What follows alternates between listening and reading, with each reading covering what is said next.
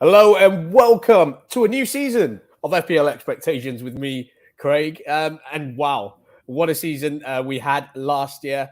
It was a fight to the finish. It was a very intense last few weeks of the season with all the games coming in and the chips being played. And it went well for some people. It didn't go well for some people like myself. But yeah, we're on to a new season now. We're focused. This is our first show of the season. Last week, obviously, due to the early kickoff, on a Friday. It was a little bit hard for us to do it, but what we did was we went online, we go on Twitter, and we asked you to throw in your questions, and we had one of our expert pundits analyze it and answer it for you. This week, however, we're back to the live shows just before deadline. Remember, there is a kickoff just under 1.5 hours for the deadline. So make sure you do your teams. If you have any questions, please feel free to knock it down in the comments section down below, and we'll get it answered towards the end of the show. Definitely before the deadline. We'll leave enough time for us to answer it. So get your questions in there, and we'll get to it. As always, I'm never the one that's here doing this by myself. Today, I've got Sam that's in the studio with me. Sam, how are you doing? I'm doing fine. It's been a while since I've been on Descent. Usually when I came into the early half of last season, it was always on your side, not this side. So back to routines, I guess. Back to routines. You will be back on this side in the near future, no doubt. Once United start playing at home, if they start playing a little bit better. But yeah, onto that. I mean, it's been a bit of time off for yourself, for all of us. What have you been up to? Nothing much. I've just been busy with clubs and uni, and now that uni's back started, I guess with uni syllabus and stuff. So Yeah. just normal routines, I guess. Normal routine stuff, yeah. Fantastic. All right, we're gonna get cracking straight into it. I mean, game week 1. I mean, how did that go for you? I guess it was I would say right banging about the middle. Yeah. I guess where I want to be game week 1. Usually I'm a bit higher in game week 1, so it's a bit lower than that, but it's still up there. It's still up there. Yeah, We'll see and the reason. Yeah, well, I'm just going to get your team up, and obviously I had the luxury of seeing it just before we came out on air. And wow, I mean, you talk about differentials. I mean, you got a couple of differentials in that team, haven't you? All right, we've seen it. Okay, that's what they're already seeing enough. I'll just scroll down a bit just so that they can see more. Here we go. Okay, so you can already tell the elephant in the room. I have both Haaland and Son. And the thing is, before the start of the season, I kind of just told myself that I won't go into the season without either Haaland and Son or Kane and Kevin De Bruyne. One of those combos will be in my team. I ended up going with the two that I went for. Luckily, both of them returned. And outside of that, there's also Sancho that I went with. He's basically my trump card. Didn't do too well. I would say he's the worst out of the 5 United attackers there. So definitely not ideal. And I'm not too bothered about Salah and Jesus. Everybody owns them. Bailey, I'm pretty sure everyone on Twitter owns them, so I'm not that bothered. Another one that I picked, which I quite liked, was Saliba, because I didn't like most of the 4.5s. And Saliba, I kind of went with Tomiyasu before he got an injury, so I kind of just shifted back to Saliba. It was between Saliba and White, but I didn't like White playing right back, so I just went for Saliba. Kind of like a 2 to 3 point swing, so I'll take that. Walker, because I had so many expensive attackers up top, I had to cut a bit on defense, and hence there's Walker and Trippier instead of Cancelo and James. And they did match the two that I didn't go with, so I'm happy with that. And obviously, the 2 4 million keepers, a gift from the FPO gods. Until Leicester signed a keeper just now, 2 days ago, so we have to see how that pans out. I need money from somewhere for that, actually. But yeah, 71 points. Has he been? Sorry, just to interrupt you there. Has he been priced yet? Smithies, right? Not yet. I don't think he's even official yet. Okay, all right. I've just seen it on Fabrizio Romano's tweet that it's close to being done. So I don't think he comes in as a first choice goalkeeper, by the way. But I don't think. Yeah, I don't think he is. But this becomes a problem. Yeah, this becomes a problem. Iverson, or however you pronounce his name, is going to become a problem. Not this. I think this will be fine. Yeah. I mean, a lot of problem. I mean, I think that was always the gamble. You know, we always knew that Leicester would go in for a keeper. It was very dependent on, is it going to be a keeper that's going to come in as the number one? Is it going to be a keeper that comes in as a 2-3? And obviously, I think we're seeing. I mean, there was a lot of when the Kasper Schmeichel deal was on the verge of being done. I think Brendan Rodgers came out and he said, Danny Ward has had to be patient. I've worked with him at Liverpool, but he's a top keeper and blah blah blah blah blah. So I mean, it was quite obvious that Ward was going to be his number one going into the season straight after that deal. So. Interesting stuff. I mean, it's going to be hard to pivot out of your second Leicester keeper, but I mean, we'll talk about wildcards maybe a little bit later on into the show and seeing whether an early wildcard is beneficial at this stage of the season. But 71 points, Sam. Like I said, just before we showed you the team differentials. There's a lot of differentials that are going on in this team. I mean, the big ones that I have to point out. There's no Cancelo. I mean, I know you've gone with Walker, but I mean the attacking threat from the both of them is quite different.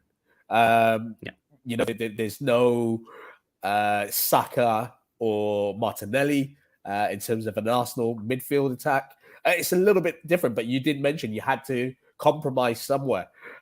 Just basing it on Sancho, we're coming back to Sancho now, and. How worrying is it going to this Brentford game? How long do you give him in your team? I mean, he's 7.5. He is 7.5, and it's easy to jump off 7.5 because there's Neto and Martinelli just below his price point. Yeah. But there's another player I'm looking at which is not in midfield. We'll get to him a bit later. I think we will discuss him at some point. Well, we're definitely going to go to like a game week 2 preview later on, and we can talk about potential transfers or players to kind of target. But just while we are on game week 1, the eye test, the all important eye test, right? And we saw some players that obviously stepped up. It is the first week. I mean, we did say off air, there is still a small sample size in terms of certain individuals who are new to the Premier League, maybe, or teams that have invested a lot, and we don't know whether they're 100% starters. But the obvious one, the one that we have to talk about, is obviously Darwin Núñez.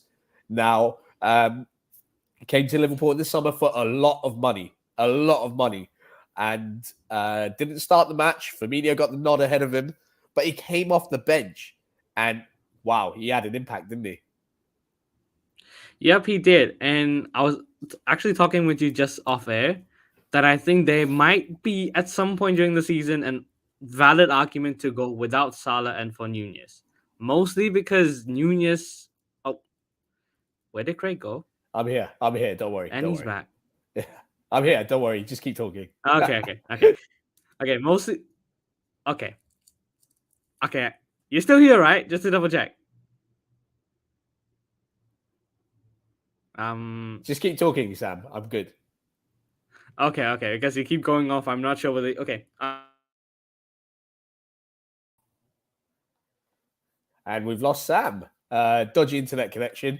But we're just talking about the impact of Núñez, when he came off the bench. There's been a lot of talk. And I think going into the season, it was one of those situations where we were talking about whether we're going to partner Jesus with Núñez. Is it going to be with Haaland? Is it going to be with Kane? I think that was the big debate going into the season. And Núñez obviously not as highly priced as your Haalands and your Kanes. So it was doable, but we knew the risk factor. Does he start? Is he a first 11 player coming in from a new league? And obviously Firmino got the nod ahead of him. But that impact, I mean, what a difference it made to Liverpool when he came on. Are you tempted by going to Núñez at any point? I mean, and we lost him again. But that is the big argument, isn't it? I mean, Núñez, fantastic, at a great price. And if you want to really get involved in that Liverpool attack, it's a fairly cheap way. But the only thing is that you've got to contend with, there'd be certain games where he will be on the bench. Firmino will start. They've got Jota coming back into it. so many options there for Liverpool. So it's not as nailed on as, Kane is pretty much going to play every game. Haaland, we talk a lot about Pep Roulette, but Haaland seems to be as nailed as possible if you read into Pep's comments a bit. Talk to us about Núñez. All right, just before we start, is my voice still clear? It is. You just need to sort out your dodgy internet.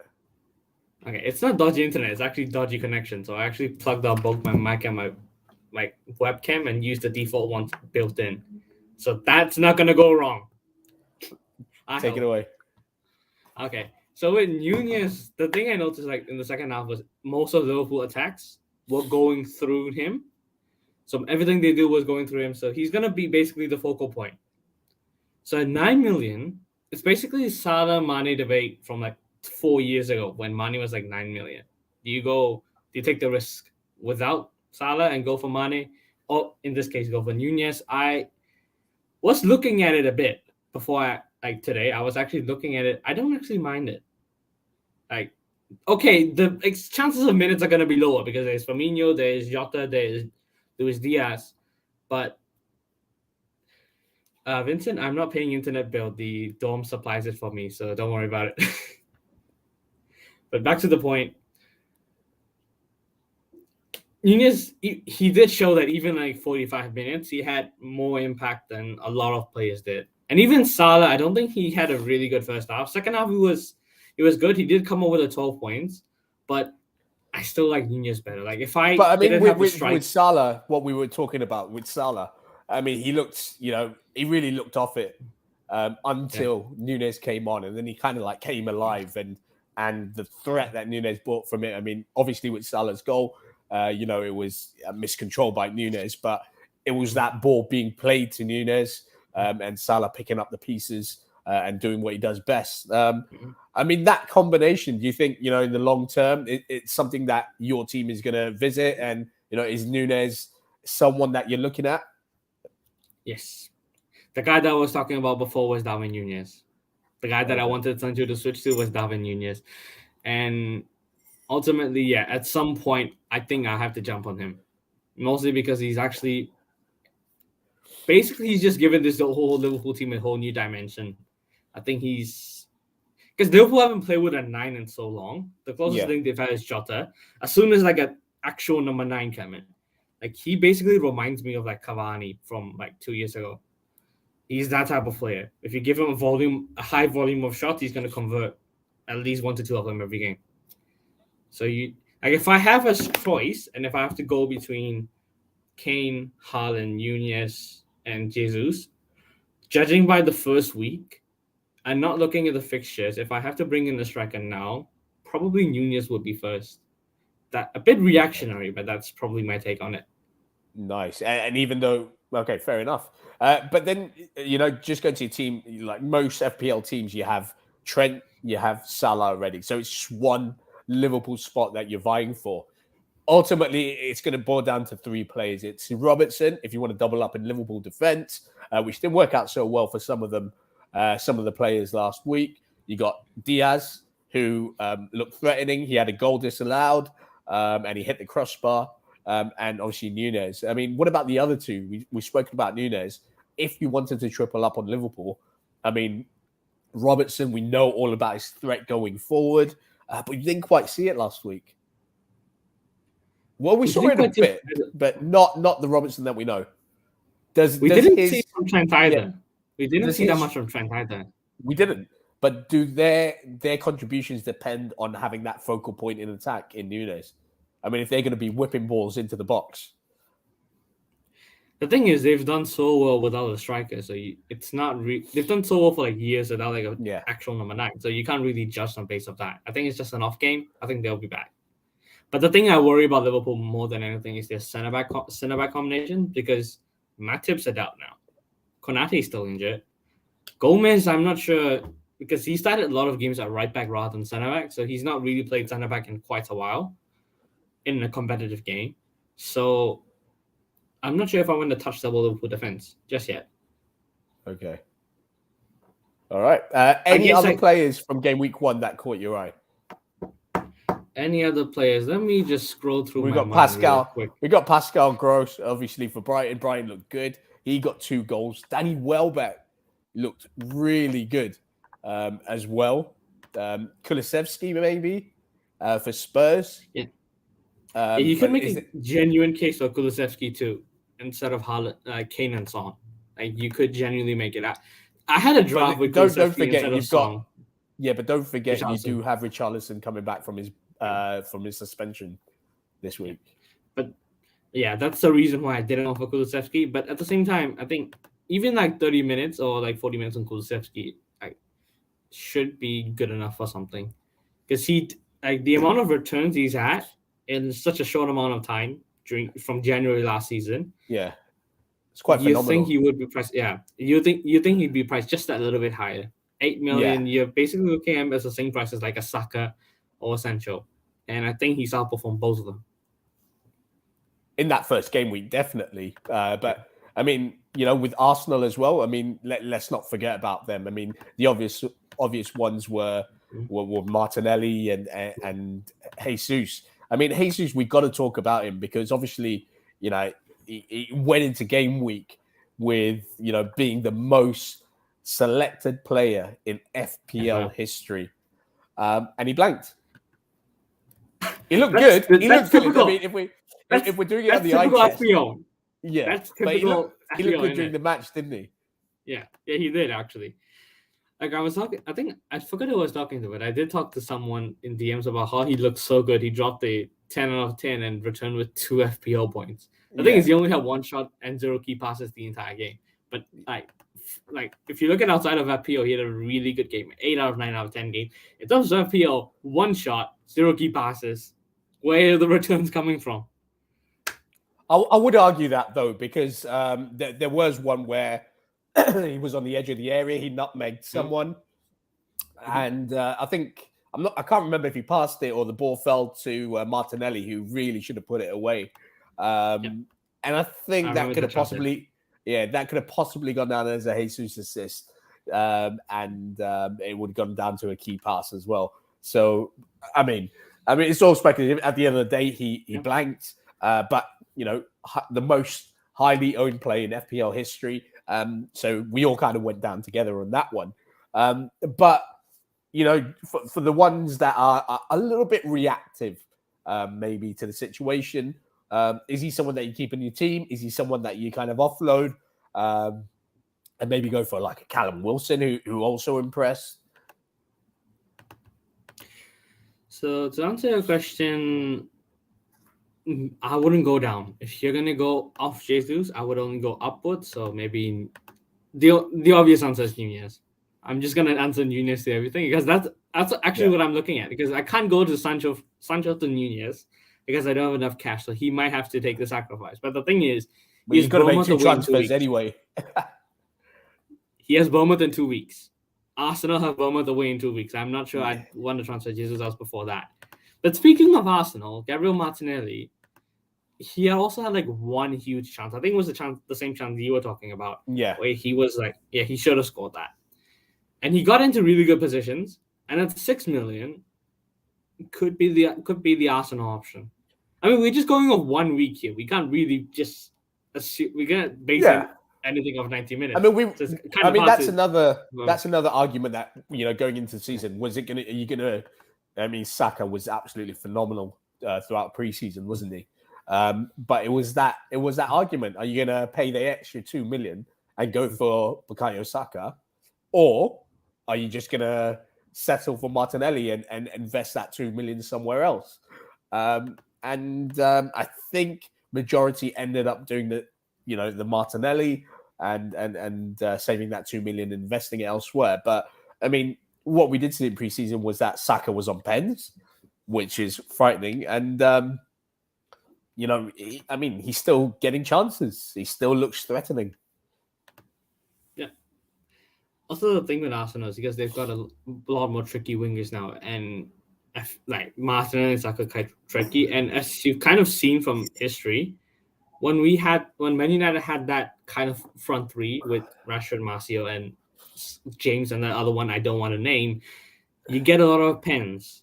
Yeah. You get a lot of pens with that type of thing. So something to keep an eye on. Okay. Whilst we're on Arsenal, we can't not talk about Zinchenko. Where do you stand with this? I'm still unsure about this Zinchenko selection because once Tierney's back, where does that leave Zinchenko? Does he start in that 11? Is he going to be a squad player? Xhaka was all right. Did a job. We're seeing a different Xhaka, I feel, from the one that we did 2 years ago. Where do you stand with that selection? Where I stand with that is I see somebody who has 7 assists and 0 goals in the Premier League since he moved to Manchester City.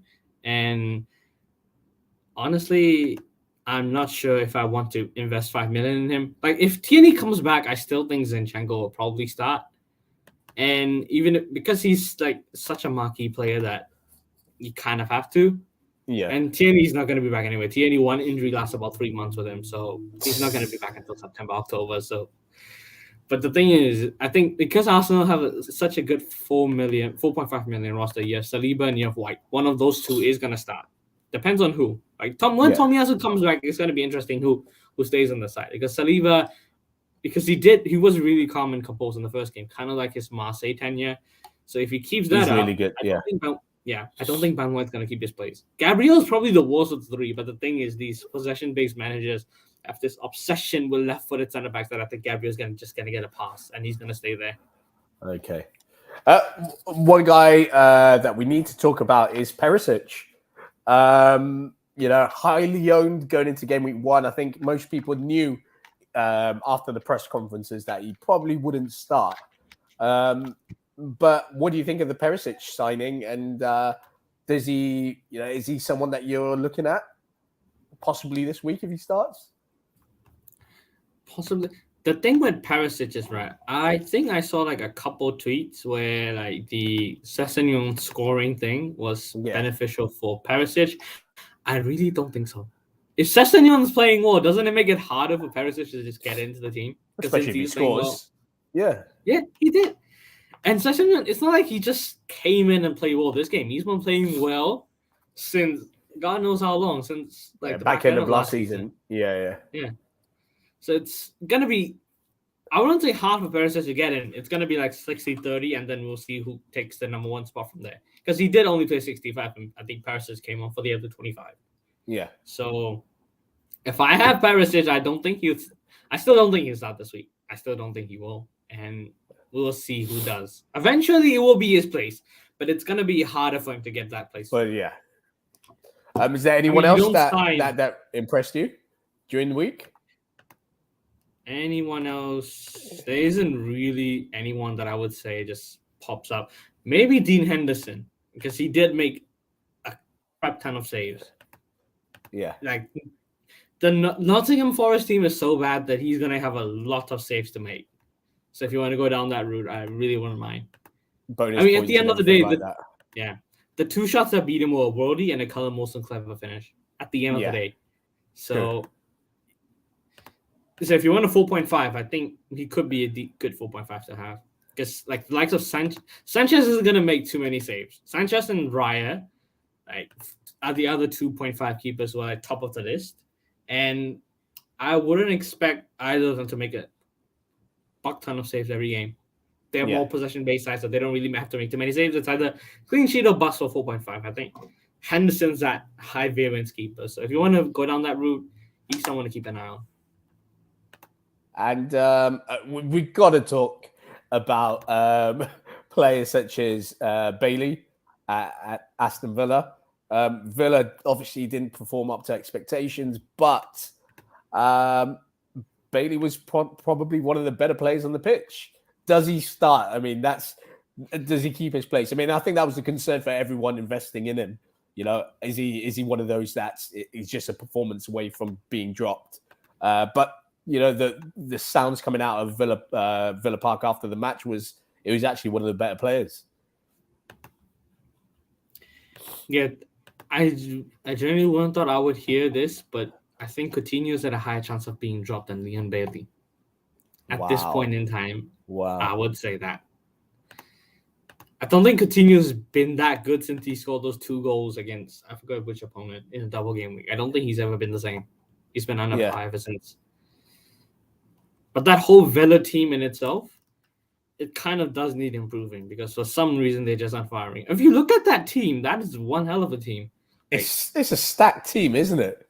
And I think that, when you don't have Ings or Watkins firing, it is a bit of a problem.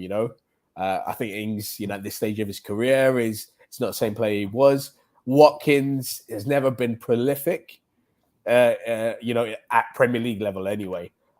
So, it's trying to find a balance between the two. He's tried playing them both. It doesn't work.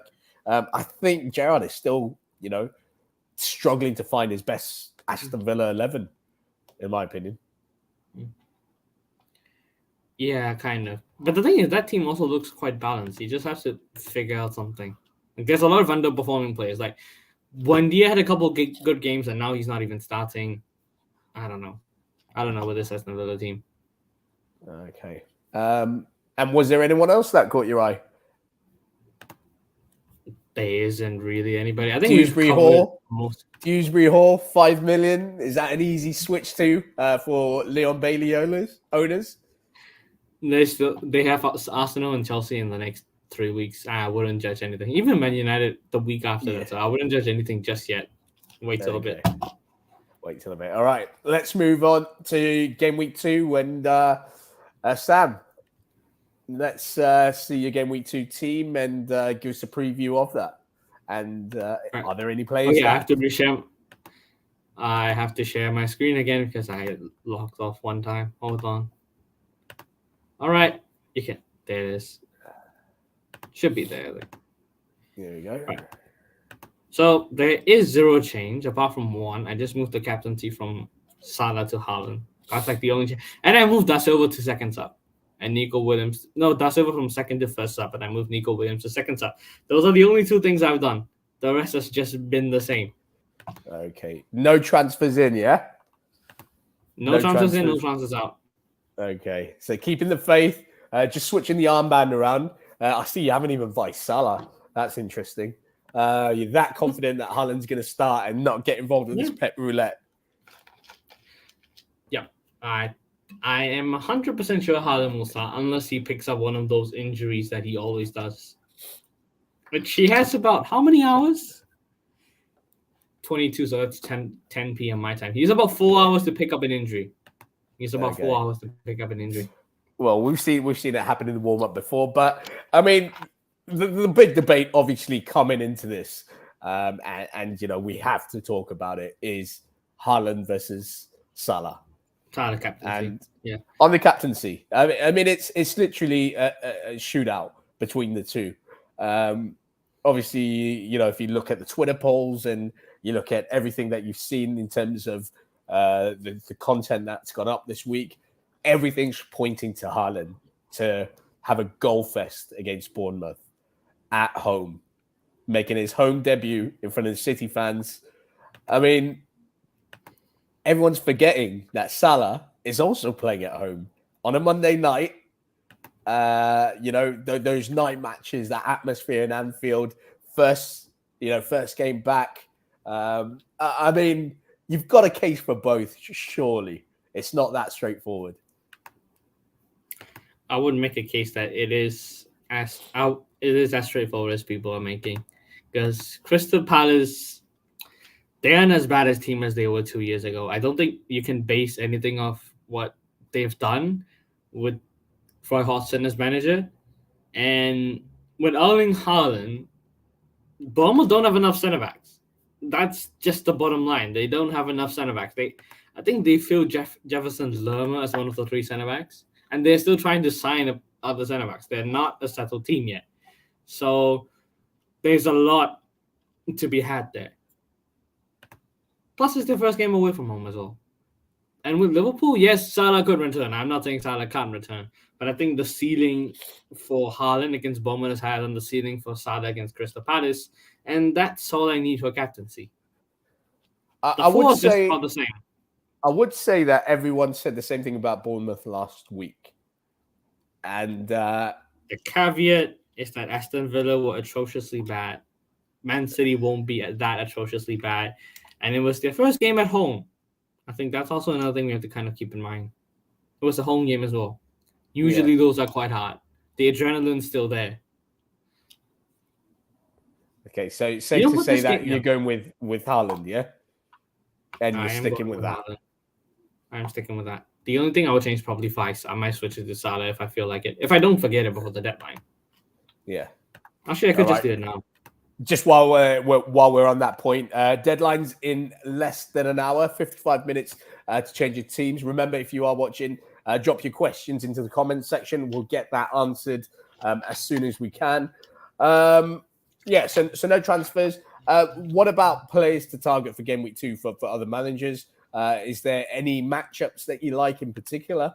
Going into the second game week of the season, as we scroll down and look at the fixtures, that Brentford Man United match looks like a potentially open match for both teams. They just signed Damsgaard as well, which I think is priced at 5.5 as well, which is a very interesting. I don't think Damsgaard has scored in a while. Actually. Hold on. I have to check. Because I can't remember Damsgaard scoring a goal for a good few months now. Okay. Go on. I'll check it. I'll check it in the background. You go on. And Mitrovic. I mean, we didn't talk about Mitrovic in terms of the eye test from game week 1. I mean, wow. There were questions going into it. Can he do it at this level? Is he just a championship player? The previous time he came up with Fulham, Scotty Parker didn't use him. He was their top scorer coming into the Premier League season.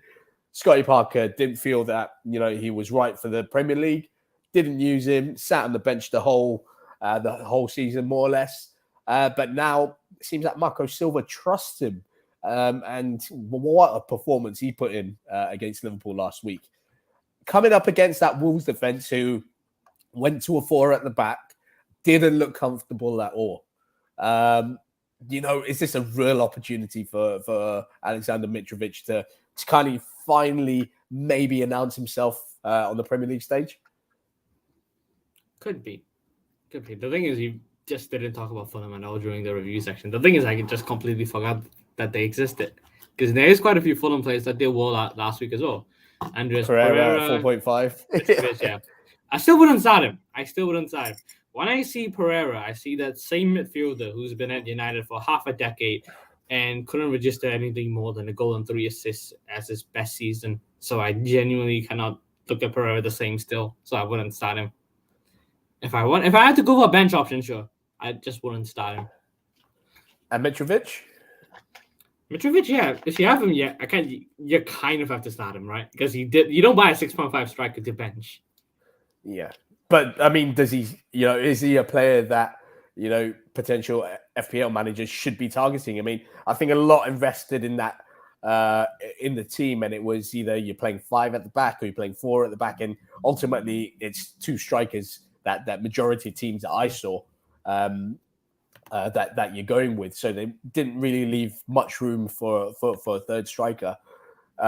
Is it a little bit too early to start thinking about changing that formation and changing switching things up, really?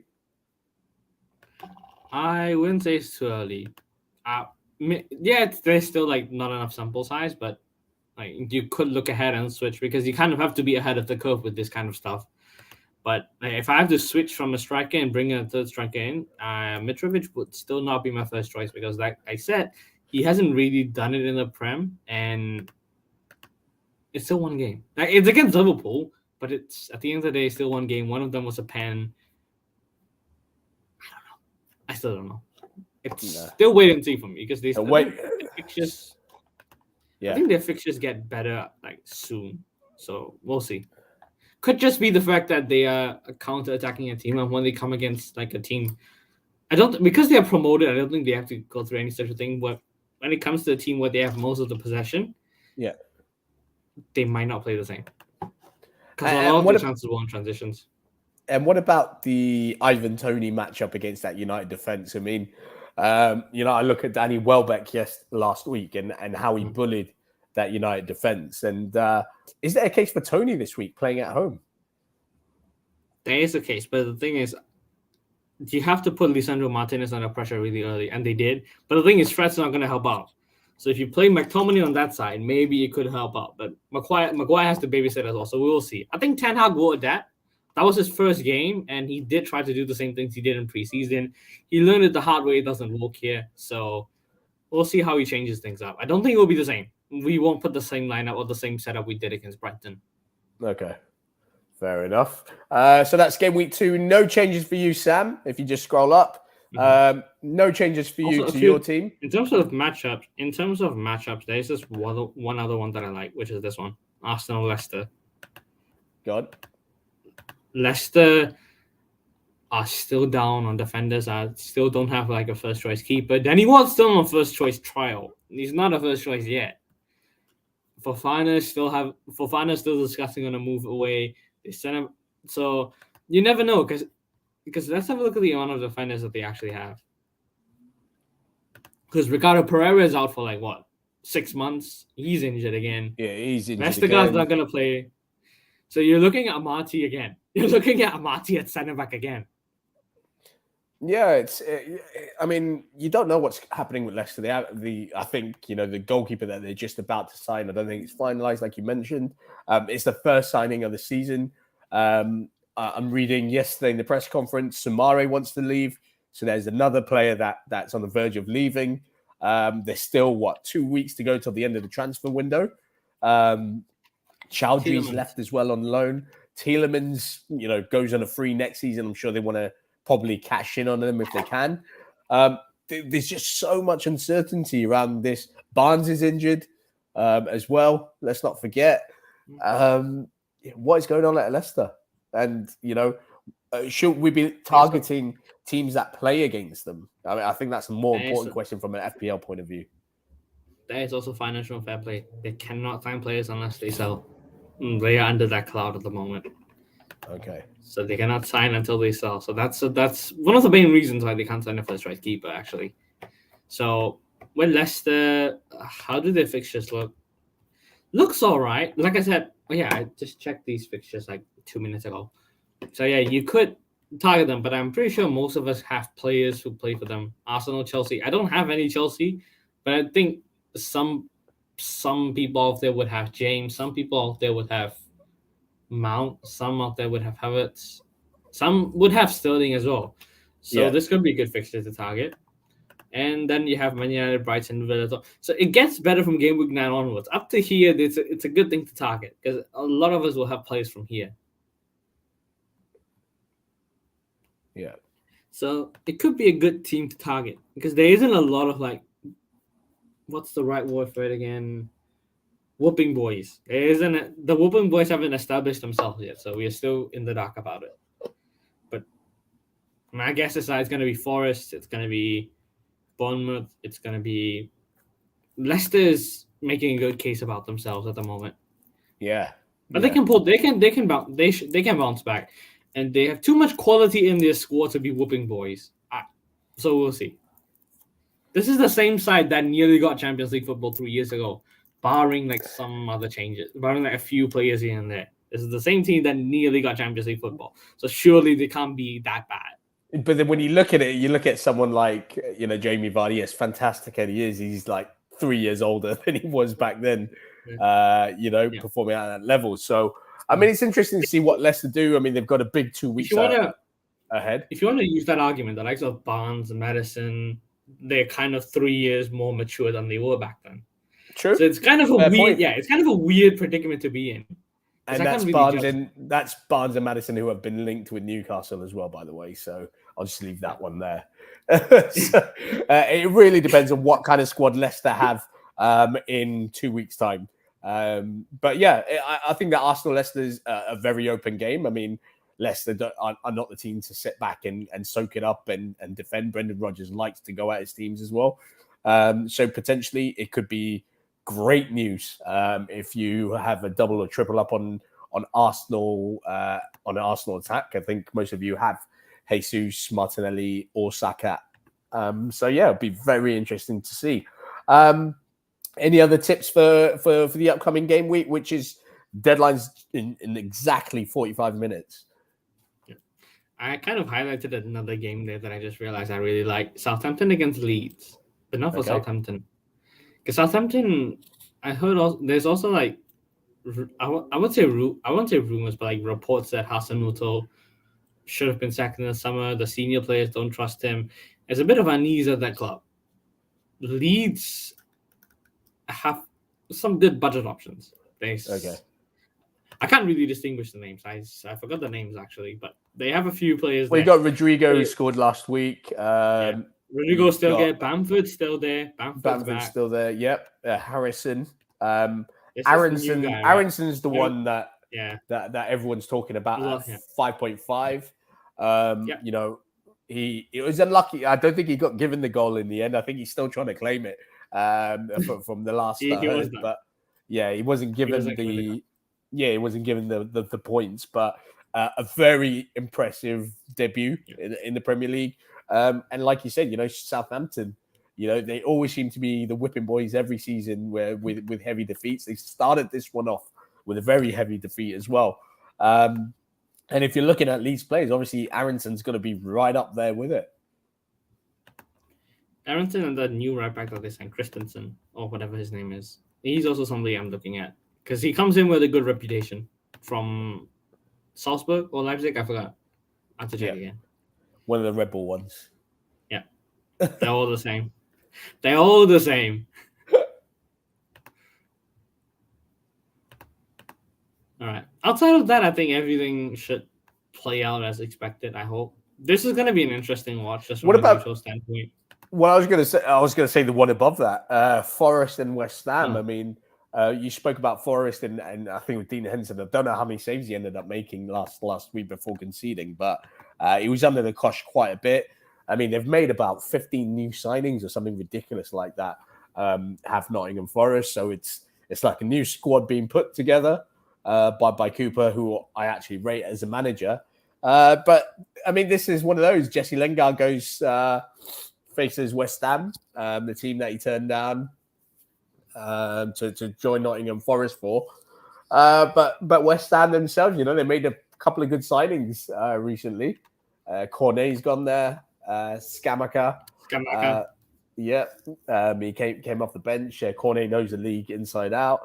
I mean, these are all alternatives to Michail Antonio, essentially. They all, and West Ham's attack, like every season, kind of keeps adding a whole new layer to it.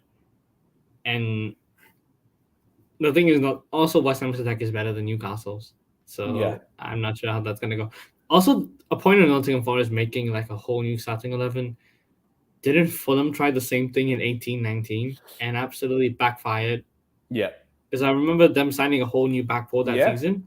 A whole new front line, a whole new keeper, even at a couple of midfielders, and it just ended up in a bonfire. So with Nottingham Forest, I'm expecting something similar. And it doesn't look good for them. That's all I'm going to say.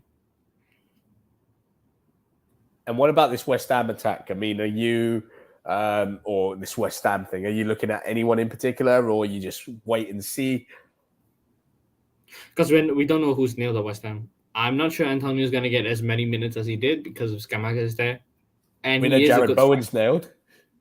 Yep. Jared Bowen's nailed, but the thing is, he's 8.5. He's more expensive than Kulusevski. He's more expensive than Saka.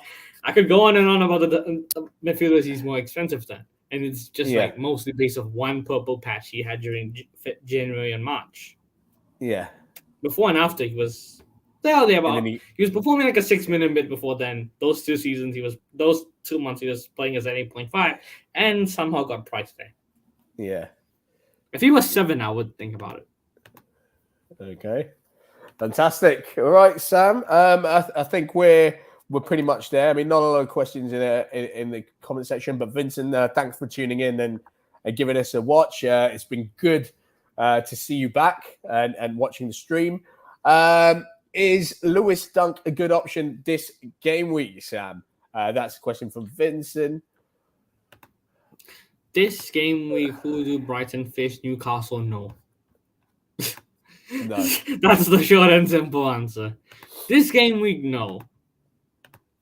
Maybe 2 game weeks down the line, yes. Because they face Newcastle now and West Ham away next week. I don't think if you're going to bring Lewis Duncan, that's probably the wrong timing to bring him in. But are we looking at Lewis Dunk from a defensive perspective or an attacking perspective? Both perspectives. Because we know he gets his head in when the ball gets into the box from those set pieces. I mean, he's the first one to put his head on it. Have you seen the amount of tall people West Ham have? Dan Burns, yeah. That's all you need. No, West Ham. West Ham, sorry. Yeah. West Ham. That's 2 weeks from now. Yeah. Even Newcastle, like, Botman's good in the air. And who's that other guy? Dan right? Burns, who's the guy who just plays 7 foot. Yeah. Dan Burns is still 7 foot. He's playing left back, isn't he? I'm pretty sure he's playing left back. Yeah, I'm not too sure. He played left back for Brighton last season when he came in. He played centre back. But yeah, I mean, he can play either one really. But yeah, so no Lewis Dunk for this game week. No Lewis Dunk for this game week. If you ask me 2 weeks from now, I might say yes. Okay. Hi, Hadi Ryan. Nice to see you again. Good to see some familiar faces. It really is. Thanks for continuing the love and support. Hadi says, the most active thing I've done is move around my subs. Similar to Sam. If Tony scores versus Man United, I'm tempted to have him as my third striker. We did talk about Ivan Toney and the potential matchup he has against this United defence, who I was at the match last week. I think, in Ten Hag's comments post-match, it was, we didn't expect them to play like that in a nutshell. We know Brighton, get the ball on the floor, pass it around, which they did at times, but every time it went up, they're playing it into the channels for Welbeck to run into. They were getting those aerial balls in to make life uncomfortable for Martinez and Maguire. But Tony is that type of player as well. He will bully, especially when the ball's in the air. So, any more to add on to this? Anyone to answer this? Specifically, game week 3 is when Brentford's fixtures clear up. Yeah. Just putting it out there, because pre-season, when Brentford's fixtures and prices came up, the one I was looking at was Sergi Canos, and that's when I knew that Brentford's fixtures were good after game week 2. So if you want, I don't mind the third striker for Ivan Toney at all. I would actually prefer him over Mitrovic as of now. Wow. Okay. Bold statement. Craig, I'm just going off the fact that this guy actually stayed in the Premier League last season, based on somebody who scored twice in one game and hasn't done anything in the Prem in a while. Okay. MX Cross, what are we thinking on Wolves' new signing, Guedes? Is he worth 0.5 more than the likes of Neto and Podence? Who is he going to take minutes off from? Now, Sam, this is real testing your football knowledge, and I'm going to say I don't know too much about him. I don't know where he's going to fit in this Wolves side. But with no Jimenez, it seems, Neto and Podence are going to be heavily relied on. Does Guedes take their minutes? I don't watch a lot of Valencia games, so I don't know much about him. But what I do know is he is a fluid attacker. He can play left, he can play right, he sometimes plays striker. And the thing is, so what I'm guessing is he's going to take minutes from whoever's playing alongside Neto and Podence. So my guess is Morgan Gibbs-White, Dan Donker, somebody like that could go off. Because one of Neto and Podence can come in the middle. I think Podence has played in the middle before. So yeah, I mean, he plays in that. Yeah, he can play that 8-10 role, can't he? But I mean, he looked good yet last week. There's a lot of hype on Neto going into the season. It was like that Neto Bailey. Which one are we going to take? Are we going to take one? Are we going to take two? And it really depended on the layout of the team. But it was Podence who popped up with the goal. Yeah, the thing with Podence is he always has these weird purple patches for 2 to 3 games and then just disappear off. Neto's because of the injury last season, we didn't see much of him. But 2021 Pedro Neto was some of the best wing play I saw that season. So if anyone's gonna drop off between Neto and Podence or Guedes, gonna be in Podence, because Also, Guedes is more of a right than a left winger. So Neto plays on the left. So Poland plays on the right. So just from that basis, I think Poland's going to be the one who drops off if it comes to those two. But I don't think it will be. I think it will be one of the other two, Gibbs White or Dan Donker. All right. That's great. Also, another thing to note is because if Wolves go to a front three, I think it could be all three. If Wolves go to like instead of the target man, instead of Yi Chang Huang, if they go for like a front three, I think could be all three: Neto, Podence, and Guedes. Okay. Adi says Dennis is back though. Our nightmares could come back. That's in relation to Emmanuel Dennis, who is on the verge. I don't think it's done yet, but on the verge of signing for Notts Forest, I believe. Yeah, he is. I think the latest was that medical was done, so it's just pending announcement now. I think most of the stuff is done. £20 million, and all I'm gonna say is I'm just looking forward to it because Emmanuel Dennis is one of my heroes. Between that November and December period, the amount of points he got from me when nobody else owned him, the amount of jam points I got from the bench is unreal. So I'm just looking forward to it. And one more reason to just cheer on Nottingham Forest, I guess. I don't know. Is he someone that you're going to be, looking at eventually? I mean, I just don't know what to make. Honestly, I didn't watch Nottingham Forest. I didn't watch the whole game, but I just don't know what to make for a team that makes that many signings. You know, for me, it's borderline. I mean, it's exciting, no doubt. I think if you're a Forest fan, and it's good that the chairman's put his money where his mouth is. But I mean, Emmanuel Dennis, is he the type of player you want to come in and save, or keep your club in the Premier League? I'm not so sure. He is a 10-goal striker, though. And if you have the right setup, I think he could work. Because there was a point when Watford got the best out of him. And then they just threw that system away. So, I don't know. The thing is, they have the bases there. The thing is, they have Lingard there. They have Brian Johnson there. They've got a good midfield. They better not buy James Garner, but that's a totally different point. The backline's still shaky, so I don't know. We'll see. We'll see with Forest. I think they'll suffer a similar fate to Fulham 18-19, but we'll see. Okay. Anything else you want to add? And he says, career mode in real life, Forest is having. I mean, he's literally playing Football Manager. Let's be real about it. It's Football Manager at its best. He's just dipping in there, signing whoever he wants. But, I mean, it's good to see Forest back. I'm not going to lie. I mean, when I grew up as a youngster, I mean, Forest was one of the big teams in England. And, at that time, it was Teddy Sheringham playing for them. It was a big team. So it's good to see them back in the Premier League. They're actually one of the first teams I knew in English football, Nottingham Forest. So big club. So to see them back, and fingers crossed that they do well. But it's whether their assets are going to be good enough in FPL, and as soon as they are, I think you see a lot of people jump on if Jesse Lingard starts coming good. They signed a striker. They invested a lot of money in that striker from the Bundesliga. If he starts performing, I think he was on the bench last week. He didn't even start. Yeah, he didn't even start that game. Yeah, I think they're just trying to ease him in. Game week 3 is where it's at and where the fun begins. I'm having fun already, to be fair. I'm enjoying it, and I'm just glad that FPL is back. It was a long summer. But we got there in the end. After game week 1, obviously game week 2, just under half an hour to do your teams if you haven't already. Get that captaincy sorted, get that bench sorted, and if we have helped, make those transfers from the eye test that Sam saw. I think we're going to leave it there if we don't have any other questions coming through. Sam, anything you want to add before we leave? The thing I'm going to add is the fact that, every time I come on here, there's all these technical issues. So thankfully, all of them was done by the first 10 minutes. So there was momentum in the show, and all I'm going to say is it's good to be back.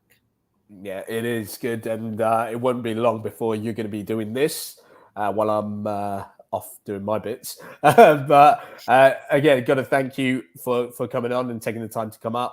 Obviously, half an hour till the deadline. If there is anything, that people need, do rewatch the show. If they need any tips or anything, any advice, Sam has covered it, in my opinion, for this. So go on there, just give the show a rewatch. There's enough time to do that. Make your choices. All right. Haaland captaincy is what Sam is saying, but Salah on a Monday night at Anfield in front of the home fans. Tempting, very tempting.